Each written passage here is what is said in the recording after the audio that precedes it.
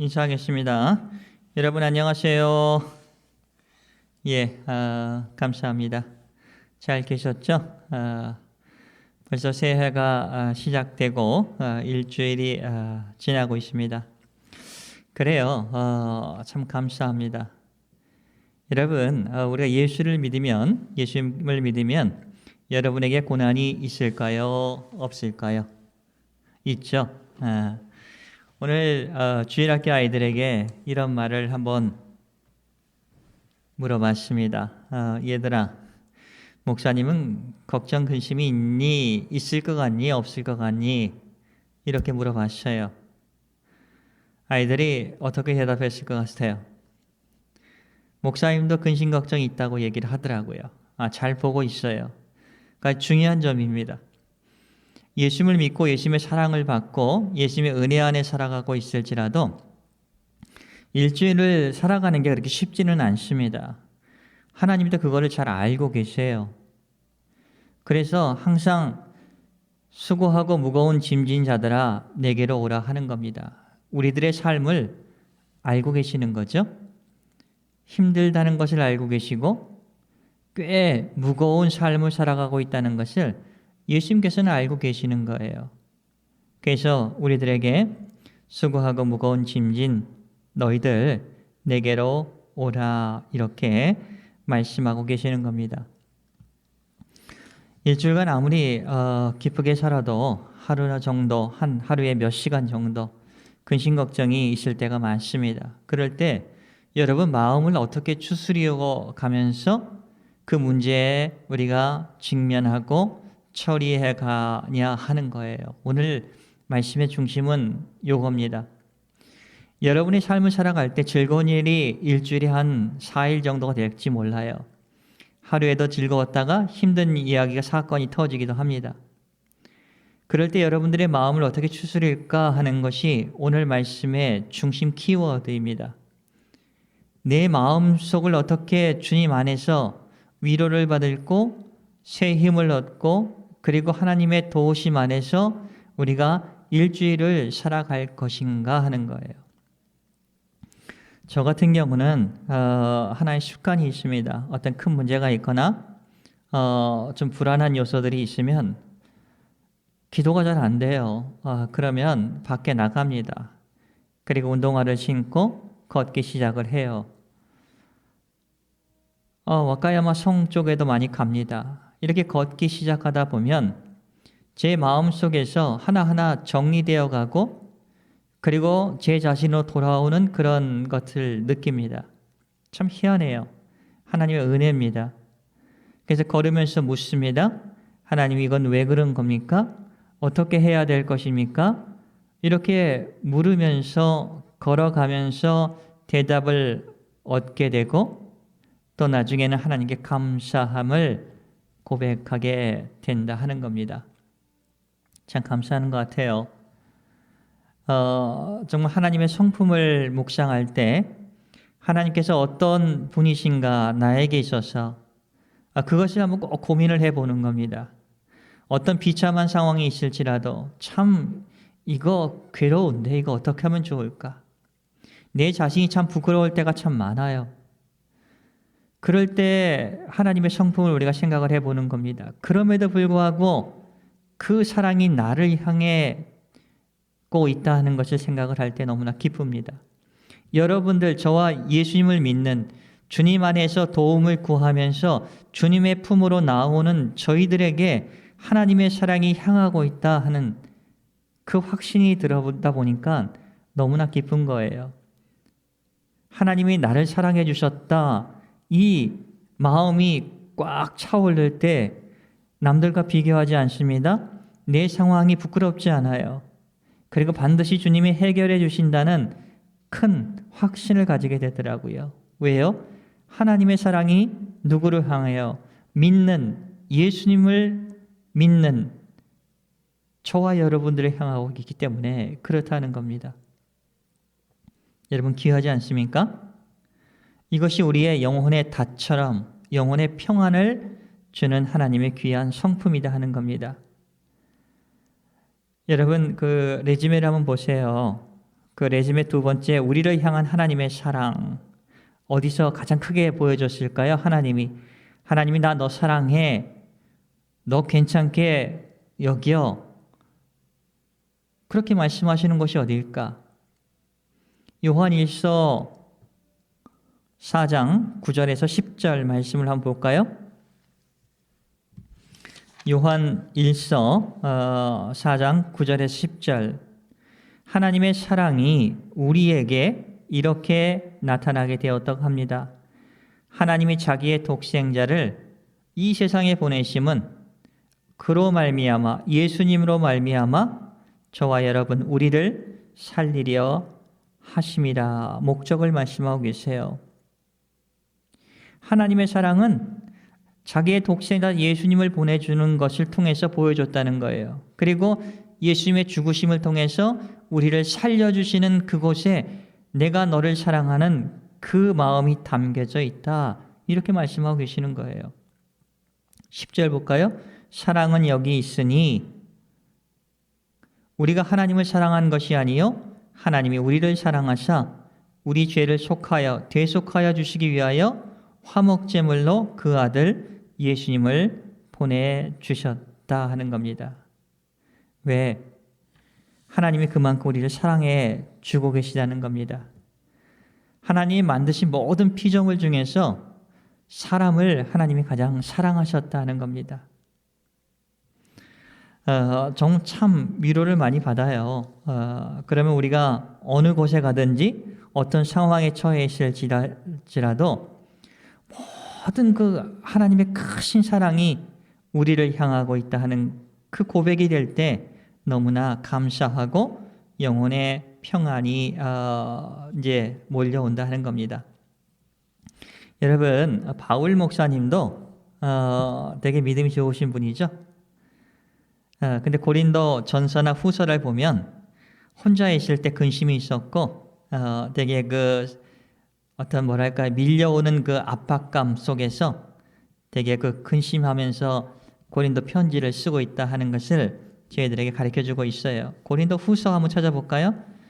고린도 후서 2장 4절 볼게요. 한번 고린도 후서 2장 4절에 보면 이런 말씀이 있습니다. 내가 마음에 큰 눌림과 걱정이 있어 많은 눈물로 너희에게 편지를 썼다 합니다. 걱정과 근심이 있는 거예요. 교회 걱정 때문에 고린도 교회 자기가 개척한 고린도 교회 걱정 때문에 근심 때문에 눈물로 편지를 썼다고 합니다. 고린도 전서를 보면 고린도 전서 2장 3절 아까는 고린도 후서 2장 4절이고요. 고린도 후서 2장 4절 지금 볼 거는 고린도 전서 2장 3절입니다. 고린도 전서 2장 3절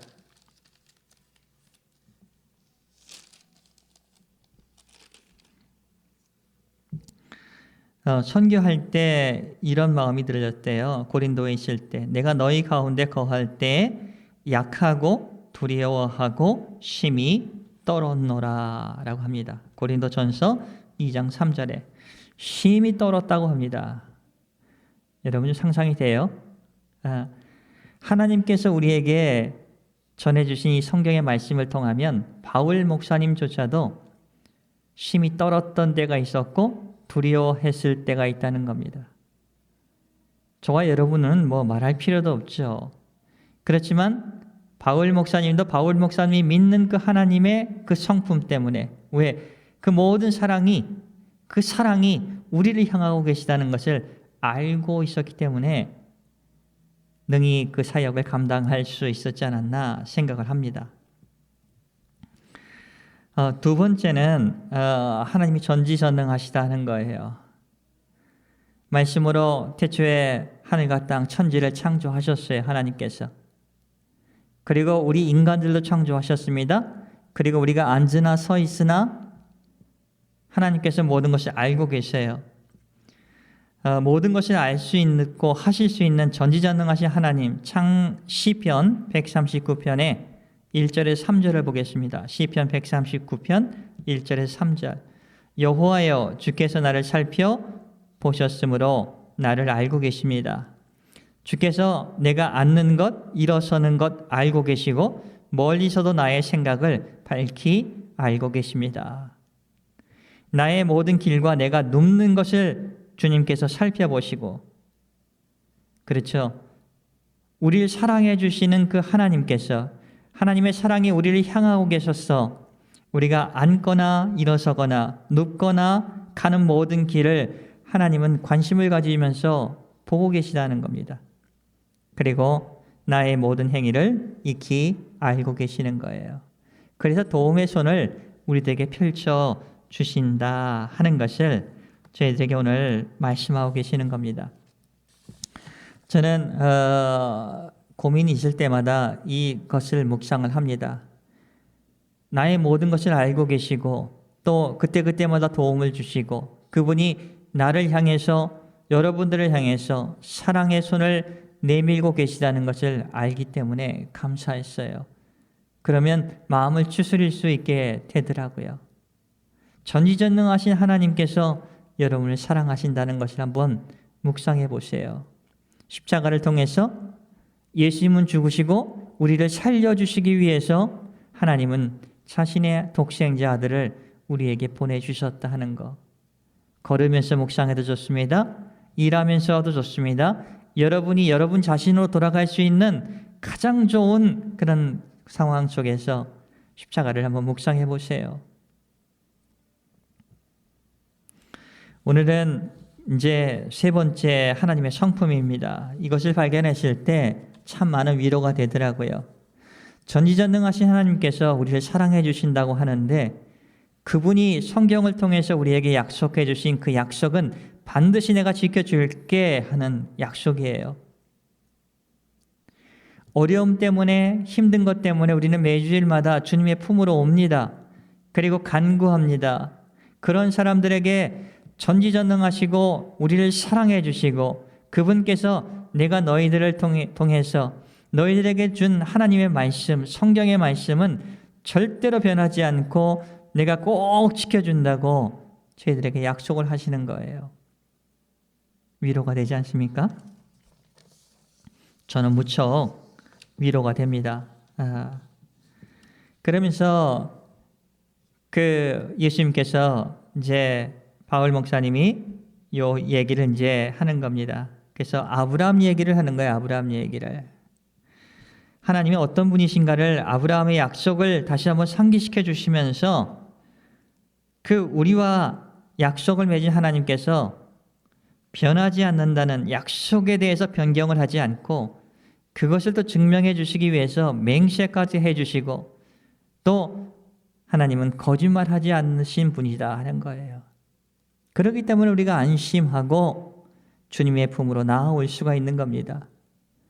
사람들은 상황에 따라 변할 수 있어요. 환경에 따라 변할 수 있습니다. 약함에 따라 놓을 수도 있고 어길 수도 있어요. 근데 전지전능하신 우리를 사랑해 주시는 그 하나님께서 내가 너에게 약속한 거 반드시 지킬게 하시는 거예요. 내가 예수를 통해서 죄 용서함 받은 거 그거 내가 분명히 알아. 약속 지킨다. 그리고 하나님 나라에 가는 거, 그리고 거기서 하나님이 디자인한 모든 것을 누릴 수 있는 복, 그 면류관을 받는 거, 그거 내가 약속 지킨다 하는 거예요. 지난주 우리가 말씀을 잠언 19장 17절의 말씀처럼 약한 사람에게 손을 내밀어서 도와주는 것은 하나님께 빌려주는 것이다. 그거와 같다고 하십니다. 그리고 나중에 하나님께서 반드시 갚아주시겠다는 그 약속 내가 반드시 지킬게 이렇게 말씀하시는 거죠. 한번 읽어보겠습니다. 히브리서 6장 13절에서 30절. 하나님이 아브라함에게 약속하실 때 가리켜 맹세할 자가 자기보다 더 큰 이가 없으므로 자기를 가리켜 맹세하는 겁니다. 옛날에 요즘 같으면 계약서 쓰고 인감도장 찍고 보증인 세우고 하죠. 근데 하나님 때 그 약속이라는 것은 만일 그 약속을 어겼을 때 어떤 벌이라도 받겠다는 각오를 가지고 맹세를 하는 거예요. 그렇기 때문에 자기보다 낮은 사람이 아니라 높은 사람, 그런 사람을 세우는 거예요. 근데 하나님은 하나님보다 크신 분이 없기 때문에 하나님 자신의 이름을 걸고 맹세를 하여 주시는 겁니다. 어떤 약속이냐 하면 이르시되 14절 이르시되 내가 너희를 반드시 너희에게 복 준다. 너에게 복 준다. 하나님께서 아브라함에게 복을 주신다고 약속을 했어요. 그리고 복 주며 너를 번성하게 하며 번성하게 하리라. 아직 자식도 없었을 때입니다. 75세 때였어요. 근데 25년이 지나서 하나님은 약속을 반드시 이루어 주십니다. 100세 때 이삭을 낳는 축복을 주시고 이삭을 통해서 야곱이 나오고 야곱을 통해서 12부족이 생기고 12부족을 통해서 이스라엘이라는 민족이 생기는 겁니다. 그 민족을 통해서 하나님은 하나님의 계획을 진행시키려고 하셨던 것입니다.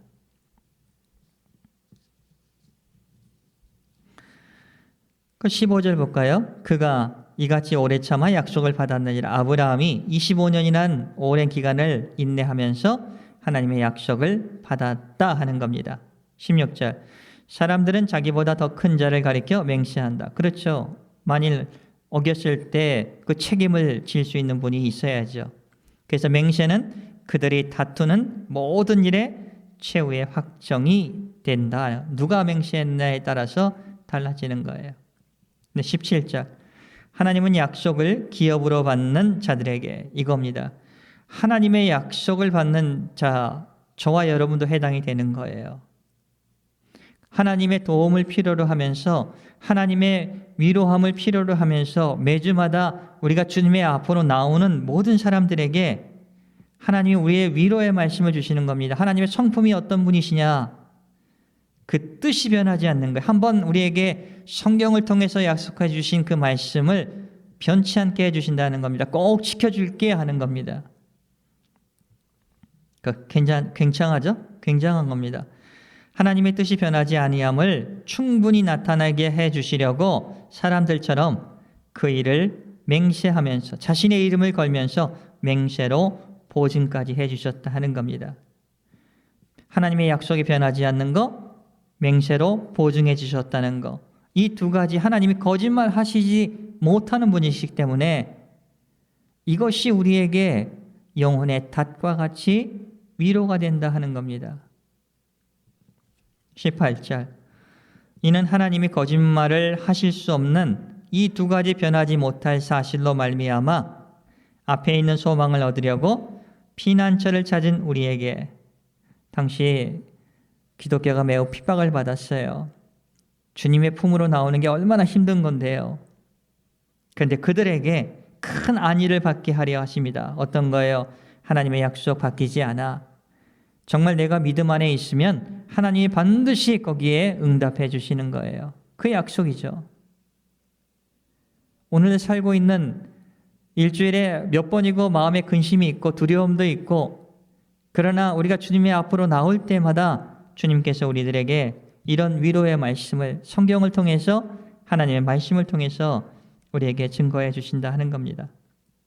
19절 우리가 이 소망을 가지고 있는 것은 영혼의 닷 같아서 튼튼하고 견고하여 휘장 안에 들어가나니 영혼의 닷 같다는 변하지 않는 사실과 주님이 내 말은 반드시 변하지 않아 이렇게 맹세해주고 성경을 우리에게 주셨을 때 성령에 의해서 반드시 내가 갚아줄게 하는 겁니다. 내 은사 약한 사람에게 베풀었을 때 그거 나에게 빌려준 거야. 내가 나중에 반드시 너에게 100배, 60배, 30배로 갚아줄게. 이 약속 반드시 지킬게 하시는 거예요. 굉장한 겁니다. 그리고 마치 예수님은 휘장 안에 들어가시는 것이라고 했습니다. 대제사장만이 성소와 지성소가 있는데 그 지성소에서 죄로서 하나님은 사람들을 만나 주시지 않았어요. 근데 이스라엘에 지성소가 있는 계약에 있는 그곳에서 하나님은 이스라엘 백성들을 대제사장만이 들어가서 만날 수 있었다는 겁니다. 그런데 그 역할을 이제 예수님께서 하셨다는 거예요. 대제사장의 역할을 영원히 변하지 않는 그 역할을 하시면서 우리를 만나주는 거죠. 하나님의 임재를 우리에게 허락해 주시는 거예요. 20절 볼까요? 그리로 앞서가신 예수께서 멜기세덱의 반차를 따라 영원히 대제사장이 되어 우리를 위하여 들어가셨느니라. 들어가셔서 이제 예수님을 통해서 우리는 길이요 진리요 생명이신 예수님을 통해서 주님 앞으로 나아가는 거예요. 말씀을 정리하겠습니다. 목사님 저를 비롯해서 예수 믿는 모든 사람들도 두려울 때가 있고 고난이 있을 때가 있고 힘들 때가 있고 즐거울 때가 있어요. 마음이 참 추스리기 어려울 때도 있습니다. 그럴 때마다 하나님은 전지전능하시다. 근데 그 전지전능하신 하나님께서 나를 사랑하고 계셔. 그 십자가를 통해서 우리가 알 수 있어. 그리고 그분께서 약속하신 것은 반드시 지켜주신다고, 반드시 이루어주신다고, 하나님의 그 약속은 변하지 않는다고 우리에게 오늘 말씀하고 계십니다. 그런 하나님을 저와 여러분은 믿고 신뢰하고 있는 것입니다. 여러분, 일주일간 이 하나님의 성품을 묵상하면서 한번 걸어가 봅시다. 그러면 반드시 주님의 그 성품 안에서 어떤 비참하고 힘든 상황이 있을지라도 정말 그 하나님의 사랑이 나를 향해서 지금 오고 있다는 것을 알게 될 때 우리는 우리가 지금 겪고 있는 모든 것을 이겨낼 수 있는 능히 크신 은혜가 하나님으로부터 주어진다고 하는 겁니다. 이것을 아멘으로 꼭 받고 살아가시는 저와 여러분이 되시기를 예수님의 이름으로 축복을 드립니다. 아멘. 기도하겠습니다. 은혜가 풍성한 하나님 아버지 감사를 드리옵니다. 예수님 안에서 저희들 아버지 지켜주시는 것 감사하고 은혜 베풀어 주시는 것 감사를 드리옵니다. 마음을 추스리기 어려울 때도 참 많을 겁니다. 경제적인 어려움 때문에 그 다음에 그 건강 문제 때문에 우리 가족 문제 때문에 힘들어하는 분들도 많이 계십니다. 예수님 그럴 때마다 전지전능하신 그 하나님께서 우리 인간을 만드시고 모든 관심을 사람에게 쏟으시고 사랑을 또 부어주시고 또 우리에게 약속하신 모든 약속을 하나님께서 능히 이루어 주실 수 있는 분이시고 또 변경하지 않으신다는 것을 꼭 기억하면서 또 맹세로서 인쳐주신 것을 감사드리옵니다. 이제 성령 안에서 한 주간을 살아가려고 하니 한 사람 한 사람을 주님 지켜주시옵소서. 감사하며 예수님의 이름으로 기도를 드리옵나이다. 아멘.